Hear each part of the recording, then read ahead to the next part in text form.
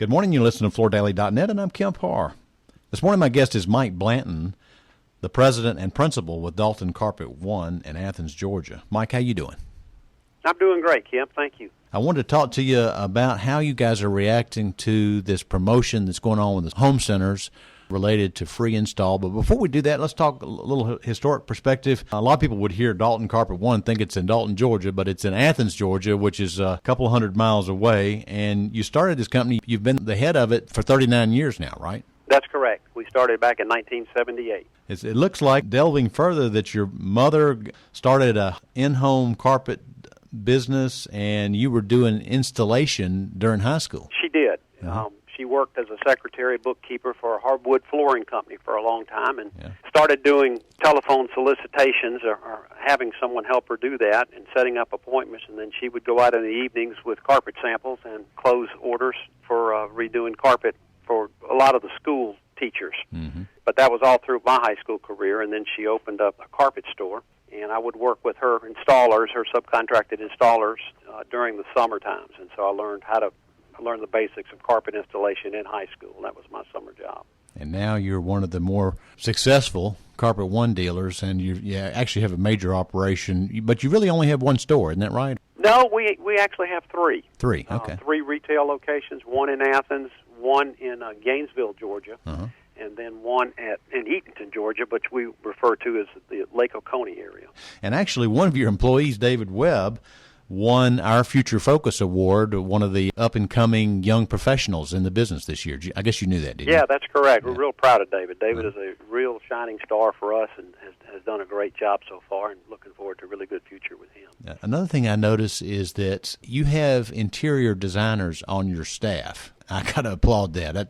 That's probably one of the components of your success, wouldn't you say? Absolutely. I think especially, we'll get to this in our discussion about home centers, when folks are coming in to redo the flooring in their home, most of them need some help and guidance on color and style and what looks good for them. And having a sales force that's comprised primarily of interior designers, but also having some backup interior designers that are there just for support has really, really helped our business. Also, of course, that's a big deal in the home building business, too. When customers come in to choose their flooring for their new home, having interior designers available gives them a level of confidence that you just don't get any other way. Let me just ask you one more question before we get in this home center thing. As you look at your stats around your business, how was 2016 and what's your outlook for 17?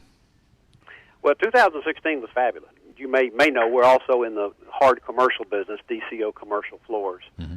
And as a company, we were up over 20% last year. That's fantastic. So it kind of took us a little bit by surprise. We hadn't budgeted for that, so we were stretched thin in a lot of ways last year, from enough people to enough space to just being able to handle all the business. But we were able to get it done, and it was a terrific year. In 2017, we're looking for about a 10% increase. So we're excited about it, and I think the next couple of years holds a lot of promise. There's a lot of opportunities out there in the commercial business as well as in the home building field. Yeah, well, let me ask you, though, if you put just to talk about retail for a second, how is just the retail business on a year-over-year basis? Retail's good as well. Retail was up over 15% last year for us. We're having increased walk-in traffic. Our average tickets are up about 15% over the year before.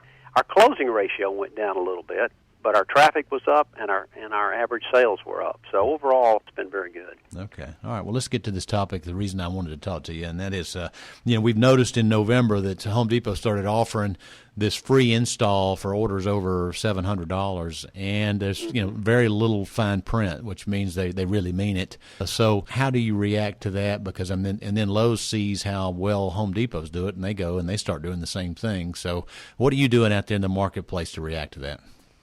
Well, I wish I had a magic bullet to say this is exactly how to make that work, but I really don't. The biggest thing for us is the majority of the folks that we're doing business with, and this is good for today, but it's a concern for tomorrow, are about 70% is repeat referral customers. Right. And so a lot of times they don't even, they don't shop Home Depot or don't look at it. Our average demographic is probably older than the demographic that would buy installed products from Home Depot. Mm-hmm. So, but when we do face it, we just have to concentrate on the service aspect, making sure that we do everything that we say we're going to do, and we do it in a very timely basis, and the customer is just very pleased with the way that the relationship or the conversation or the whole sales presentation has gone, and chooses to use us even if we are a little bit higher. When we are higher and the customer brings that up and asks us, well, would you match the price? We typically say, that's not what we do. Yeah. We really want you to have an experience that you can recommend us and appreciate us, and we want you to know we appreciate you, and we'll do the very best job we can for you. We may be a little higher, but we're worth it. Yeah.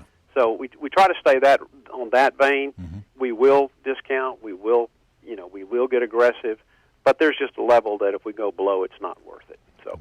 Yeah. But we found most of the time that we can be very competitive and offer a much better experience for the customer. I'm asking you this question because of something I'm hearing on a national basis.